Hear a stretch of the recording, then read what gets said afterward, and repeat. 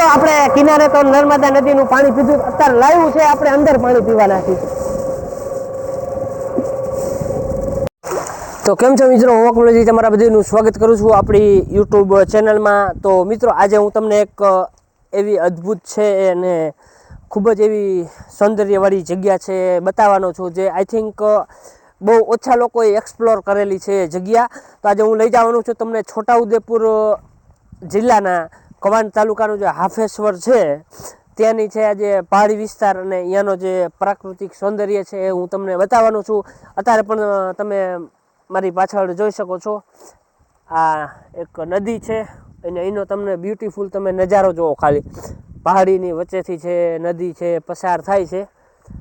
અને એક તો મિત્રો અહીંનું તમે આ એક હાફેશ્વરનો વ્યૂ નથી, પણ આ એક બીજી નદી છે, અહીંનો તમે ખાલી વ્યૂ જુઓ.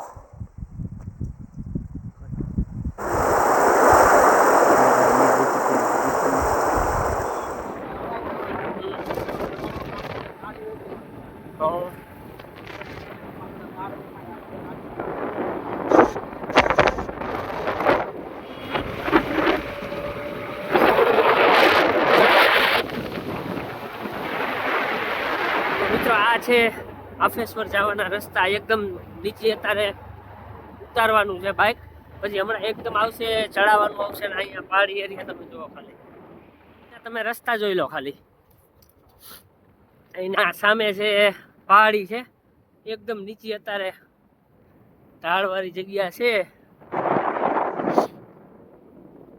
પહાડી એરિયો જોવો ખાલી અહીંનો તમે. અહીંયા હાફેશ્વર 5 કિલોમીટર છે લખેલું છે. ફૂલ પહાડી એરિયામાંથી અત્યારે આપણે છે પસાર થાય છે.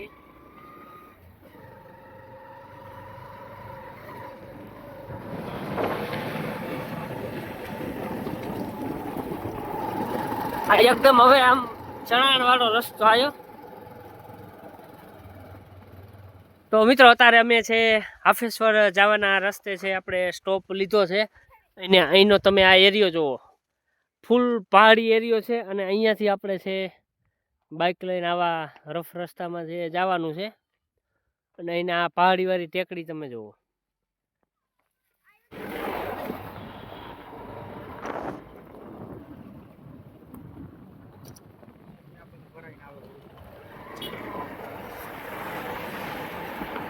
પાણી જોજો, પછી આપણે ઉનાળામાં આવો ત્યાર જોજો પાણી.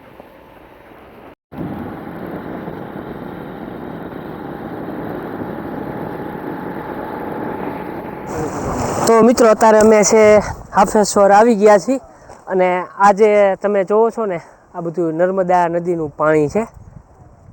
તો મિત્રો આ એક જે જગ્યા છે ને, આ નર્મદા નદીનું સૌથી પહેલું પોઈન્ટ છે આપણા ગુજરાતમાં.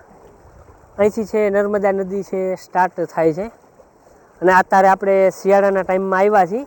જો ઉનાળે આવીને તો ઉનાળે છે આ બધી જગ્યા છે ખાલી થઈ જાય છે, અને ચોમાસે અહીં લગીને છે પાણી આવી જાય છે. એટલે ઉનાળામાં તો છે ને ઓલા જે ટેન્ક દેખાય ને, એક માળ અત્યારે જે દેખાય છે ને તમને અહીંયા નીચે એક માળ, એ છે ઉનાળામાં તો 3-4 માળ ખાલી જે થઈ જાય છે ને દેખાવા લાગે છે. તો મિત્રો આજે તમે જોવો છો ને, આજે છે મહારાષ્ટ્રની સરહદ છે, અને અહીંયા આજે છે એમપીની છે સરહદ. આજે દેખાય ને બધા ટેકરા, આ બધા એમપીનું છે, અને અહીંયા આજે છે મહારાષ્ટ્રના છે, અને આપણે અત્યારે છે અહીંયા ગુજરાત. તો મિત્રો આ નર્મદા નદી છે.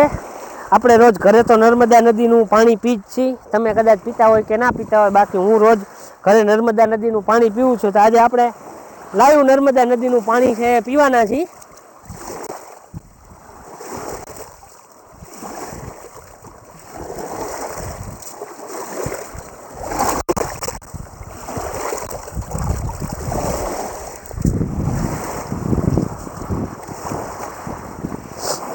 મોજ આવે. હજી આપણે હુડકામાં બેવાનું છે, અને અહીંયાથી જો તમને અંદર લાઈવ નર્મદા નદીમાંથી પાણી પાવાનો છે.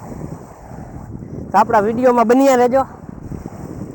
તો મિત્રો હવે છે આપણે અંદર નર્મદા નદીમાં છે બોટ લઈને જવાનું છે. અહીં જુઓ काफ़ी खतरनाक जगह है, पैर फिसलने के बहुत ज़्यादा। तो मित्रों अत्यारे छे आपणे बोटमां बेसी गया छीए અને હમણાં છે આપણું મશીન ચાલુ થાશે, ડ્રાઈવર આવી ગયો છે।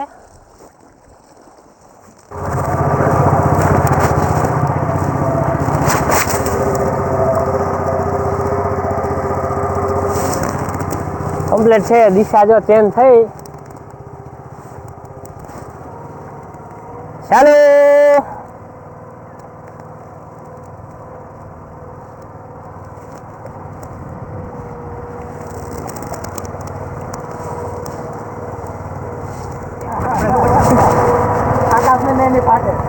તો મિત્રો નર્મદા નદી છે, એટલે આ તો ખાલી એક ટૂંકમાં કહે ને કે આ પૂંછડીનો જ ભાગ કહેવાય નર્મદા નદીનો, જે ડેમની છે ઊંચાઈ થોડીક વધારી છે એટલા માટે, બાકી તો અહીંયા પાણી છે પણ ના આવે।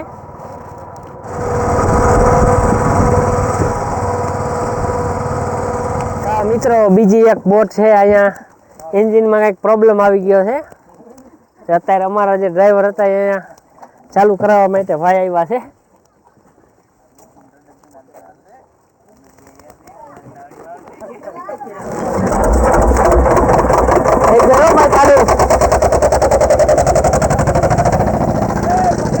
અમારી બોટ છે અત્યારે ડ્રાઈવર વગરની થઈ ગઈ છે।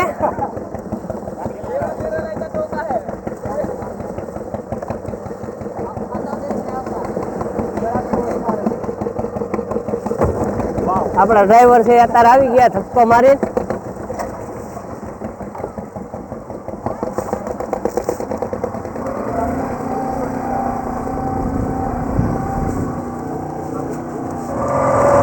ફૂલ એડવેન્ચર હો ભાઈ, મોજ આવી જાય, જોઈ લો।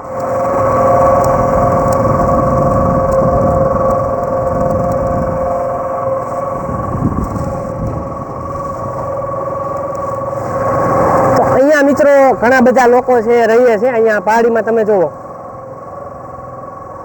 ઉપર છે ઘણા બધા લોકોના મકાન છે, અહીંયા જુઓ તમે, કેમ કે અહીંયા આગળ એક આ ગામ જ હતું, ત્યાં ગામ છે આ નદીના ડુબાણમાં આવતા ગામનું છે બધું પૂરું થઈ ગયું છે ને ગામની વસ્તી છે બધે વિખેરાઈ ગઈ છે, કોઈ અલગ અલગ બધા ગામના રહેવા માટે વહી ગયા છે બધા લોકો।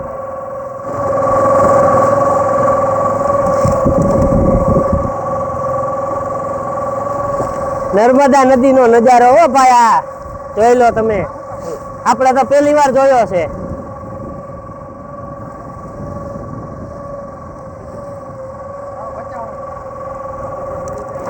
તો મિત્રો આપણે કિનારે તો નર્મદા નદીનું પાણી પીધું, અત્યારે લાવ્યું છે આપણે અંદર પાણી પીવાના છીએ।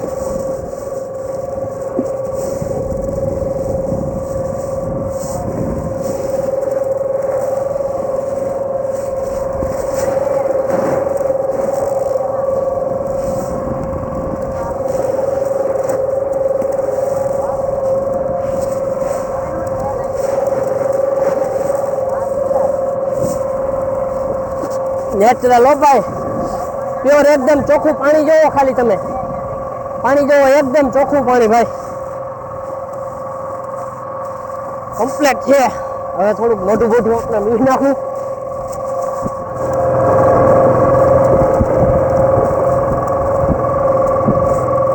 તો મિત્રો હવે આપણે અહીંયાથી છે રિટર્ન થઈ ગયા છીએ, અહીંયા અડધે લગીને આપણે આવ્યા હતા, હવે અહીંયાથી છે આપણે રિટર્ન થવાનું છે।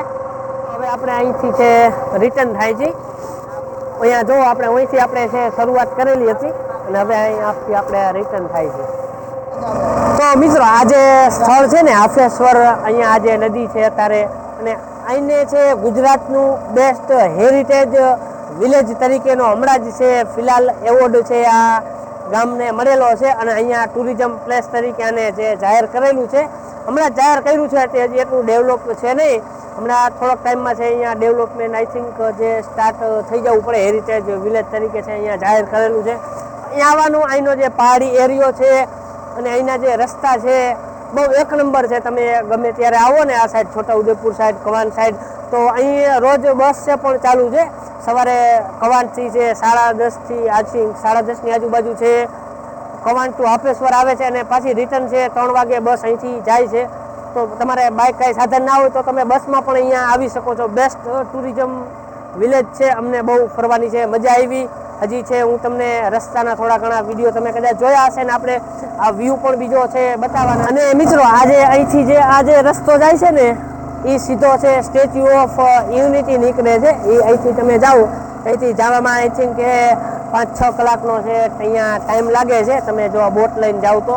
પણ આઈ થિંક મારા ખ્યાલથી આજે ટુરિઝમ પ્લેસ તરીકે આ વિલેજને જાહેર કરેલું છે. તો આઈ થિંક છે અહીંથી સ્ટેચ્યુ ઓફ યુનિટી છે અથવા બીજા કોઈ પણ કનેક્ટેડ જે રસ્તા છે અહીંયા મારા ખ્યાલથી ફેરી પણ ચાલુ થવી જોઈએ તો વધારે ટુરિઝમ પ્લેસ માટે છે સગવડતાપૂર્વક રહીએ. કેમ કે અહીંથી ફેરી ચાલુ થાય તો ઘણા બધા લોકો છે અહીંનો જે અત્યારે અમે જે બોટનો મજા માણી રહ્યા છીએ એવી રીતે બીજા ઘણા બધા લોકો છે આવી રીતે જો પાણીમાં અંદર મજા માણવા માંગતા હોય તો એ પણ અહીંયા આવી શકે છે. અને આજે બ્યુટીફુલ અત્યારે જે વરસાદી માહોલ નથી નકર અહીંયા એક નંબર બધે ઘાસ છે હોય, અત્યારે છે બધે સુકાઈ ગયું છે. તો મિત્ર આ તો હાફેશ્વર હેરિટેજ વિલેજનો વિડીયો. જો તમને આપણા આ વિડીયો સારો લાગ્યો તો આપણા વિડીયોને લાઈક કરો, શેર કરો અને આપણી યુટ્યુબ ચેનલને સબસ્ક્રાઈબ કરો. ચાલો મળીએ છીએ નવા વિડીયો સાથે. Bye bye.